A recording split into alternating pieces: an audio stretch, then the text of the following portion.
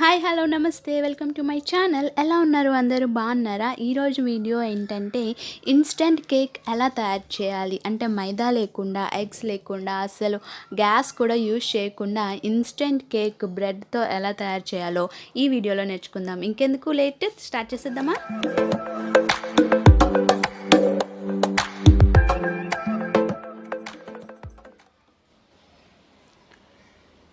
So మీకు title చూడగానే అర్థమైపోయి ఉంటుంది, బ్రెడ్ని యూజ్ చేసి కేక్లా తయారు చేశాను.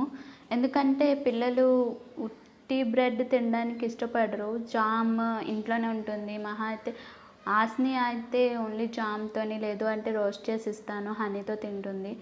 ఎప్పుడు ఇవేనా ఇలానైనా తినాలి అని చెప్పి సమ్మర్ అని చెప్పి వాళ్ళ డాడీ కూడా ఐస్ క్రీమ్ చాక్లెట్స్ తీసుకొచ్చారు. సో నేను వాటితో ట్రై చేశాను. సో ముందు మనకు కావాల్సినంత ఐస్ క్రీమ్ని బాగా బ్లెండ్ చేసుకోవాలండి. నేను స్పూన్తోనే బ్లెండ్ చేసుకున్నాను. సో వీడియోలో చూస్తున్నట్టుగా బాగా బ్లెండ్ చేసుకోండి, బాగా కలుపుకోవాలి. సో అలా కలుపుకొని ఫ్రిడ్జ్లో పెట్టుకోవాలండి. ఫ్రీజర్లోనే పెట్టుకోవాలి, నార్మల్ ఫ్రిడ్జ్ కాదు.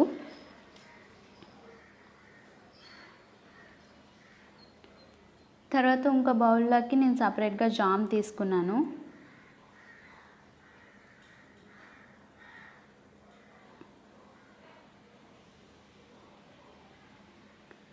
సో ఫస్ట్ మనం తీసుకున్న బ్రెడ్ స్లైస్లు ఉంటాయి కదా, వాటి ఆ కార్నర్స్ ఉంటాయి కదండి చుట్టుపక్కల, ఆ కార్నర్స్ని కట్ చేసుకోవాలి.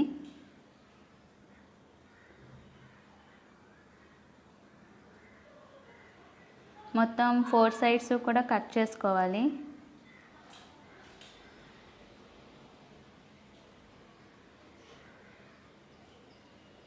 మా హనీ అయితే ఇది చూసి చాలా హ్యాపీగా ఫీల్ అయిపోయింది. మమ్మీ ఇలాంటి వెరైటీస్ ఇంకా చేయి అని. సో నేనైతే ఆ 6 మనం తీసుకున్న 6 స్లైడ్స్ని కూడా కట్ చేసుకున్నాను.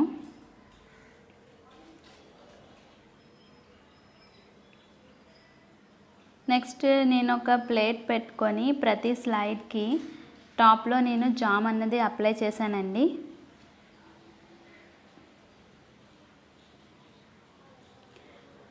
చాలా తక్కువగానే అప్లై చేసుకోవాలి, ఎందుకంటే మనం మళ్ళీ దీన్ని ఫ్రీజర్లో పెడతాం కదా. సో అందుకని మీడియం రేంజ్లోనే మనం ఈ జామ్ని అప్లై చేసుకోవాలి.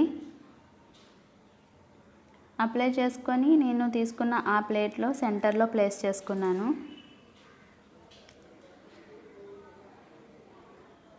దాని మీద ఇంకో స్లైడ్ పెట్టి దాని టాప్ పోర్షన్లో మళ్ళీ నేను జామ్ అన్నది అప్లై చేశాను అండి.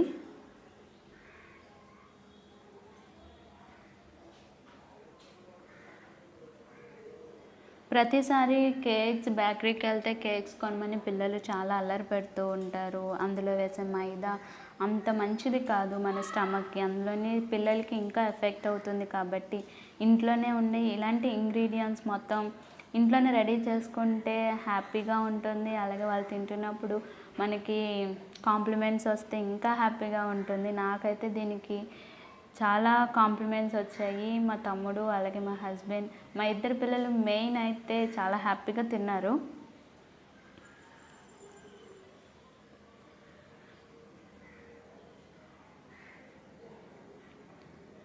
మొత్తం నేను అలా ఏం చేశానంటే బాటమ్ నుంచి టాప్కి వచ్చేసరికి నేను జామ్ అప్లికేషన్ అన్నది కొంచెంగా తగ్గించేసాను.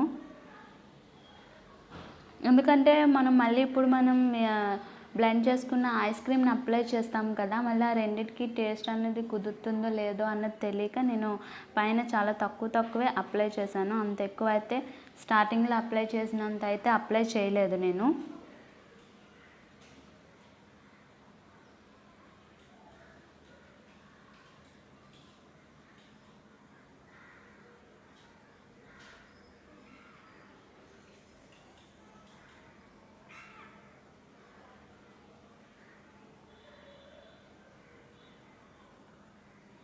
దాని తర్వాత లాస్ట్ స్లైడ్ని కూడా పెట్టేశాను. పైన పెట్టేశాక అంతా లెవెల్లో ఉందో లేదో చూసుకొని ఒకసారి ప్రెస్ చేశాను. ఈలోపు మనం డీ ఫ్రిడ్జ్లో పెట్టుకున్నాం కదా, అది ఇంకా నాకు స్ట్రాంగ్ అవ్వలేదండి. సో అందుకని నేను ఇప్పుడు ఏం చేస్తున్నానంటే మనం తీసుకున్న డైరీ మిల్క్ని నేను గ్రేట్ చేసుకుంటున్నాను గ్రేటర్తో. ఇవి చిప్స్లా వస్తూ ఉంటాయి కిందన. సో ఆ చిప్స్ని మనం డెకరేషన్కి యూజ్ చేసుకోవచ్చు. సో చాక్లెట్ సింగిల్గా తింటే మన పిల్లలకి దగ్గు వస్తుంది. అలాగని ఇలా కాంబినేషన్లో తీసుకుంటే అవి అంత దగ్గు రావండి. సో అందుకని డైరెక్ట్గా కాకుండా వేటిలోనైనా మిక్స్ చేసి ఇవ్వండి. సో ఆ డిఫరెన్స్ మీరే చూస్తారు. మెయిన్ చిన్నపిల్లలు అండి, మ్యాక్సిమం అంటే 1 to 5 years ఉన్న వాళ్ళైతే ఇలా మిక్సింగ్లో ఇస్తే సరిపోతుంది. నాకు ఇప్పుడైతే ఐస్ క్రీమ్ అయితే నాకు కొంచెం స్ట్రాంగ్ అయ్యింది. సో దాన్ని తీసుకొచ్చాను, కానీ చాలా కేర్ఫుల్గా చేయండి. ఎందుకంటే బయట టెంపరేచర్కి మనం తీసుకున్న టెంపరేచర్కి నేను దీన్ని డీప్ ఫ్రిడ్జ్లో అయితే -15 degrees దగ్గర మెయింటైన్ చేశాను నేను. కానీ బయట టెంపరేచర్ చాలా 35+ ఉంది కాబట్టి త్వరగా అది మెల్ట్ అయిపోయింది. నేను చాలా ఫాస్ట్గా చేయాల్సి వచ్చింది. సో చూసారా, మొత్తం 4 sides టాప్ పోర్షన్ కూడా అప్లై చేసుకోవాలి మనం.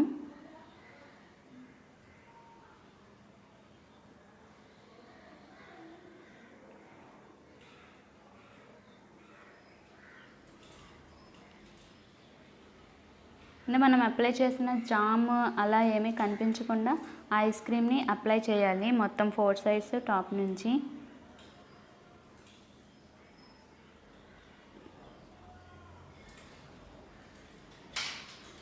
సో చూస్తున్నారుగా, అలా నెమ్మదిగా కవర్ చేసుకుంటూ నేనైతే అప్లై చేశాను. చూసారు అప్పుడే అంత మొత్తం లిక్విడ్లోకి చేంజ్ అయిపోయింది ఒక 5 minutesలో. బయట టెంపరేచర్ అంత వేడిగా ఉంది.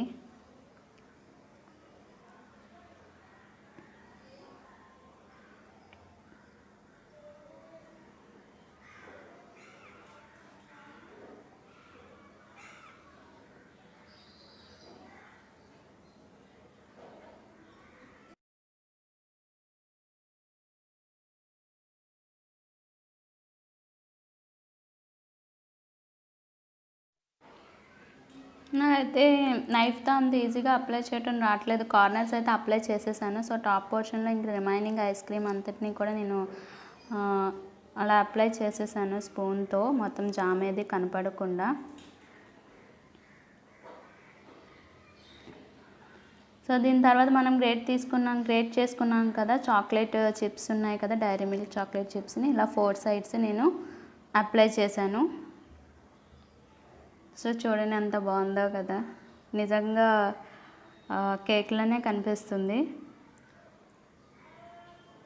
సో ఆ 4 sides చేయగా నాకు రిమైనింగ్ది 4 corners, ఆ 4 sides ఉన్నాయి కదా, ఆ సైడ్స్లో కూడా నేను అలా పెట్టేశాను. సో టచ్ చేస్తుంటే అవే రిమైనింగ్ అంతా చేసాక లాస్ట్లో గ్రేట్ చేయగా ఒక చిన్న చాక్లెట్ చిప్ అనేది ఉండిపోయింది. సో దాన్ని నేను సెంటర్లో అలా పెట్టేశాను. సో ఇలా పెట్టేశాక మనం 4 to 8 hours మనం డీప్ ఫ్రిడ్జ్లో ఉంచుకోవాలి అండి. సో నాదైతే ట్విన్ కూలింగ్ సిస్టమ్ కాబట్టి చాలా ఫాస్ట్గా కూలింగ్ అయిపోతుంది నాది.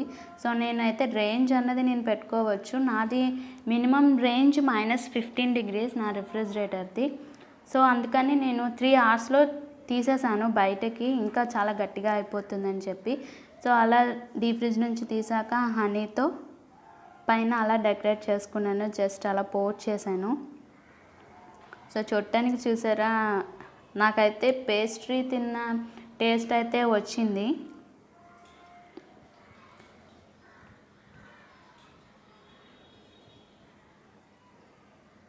జనరల్గా అయితే 4 to 8 hours ఉంచాలి అండి. ఉంచితేనే మొత్తం ఐస్ క్రీమ్ అలానే ఆ జాము ఆ బ్రెడ్ పీసెస్కి పడుతుంది. సో ఆ తర్వాత హనీ వేసుకున్న తర్వాత కట్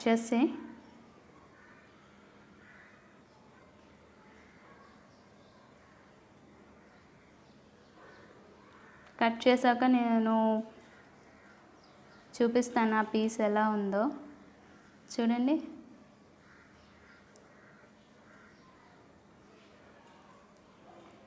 సో చూసారా, సైడ్ లేయర్ లాగా ఏదో స్ట్రాబెర్రీ కేక్ లాగా కనిపిస్తుంది కదా.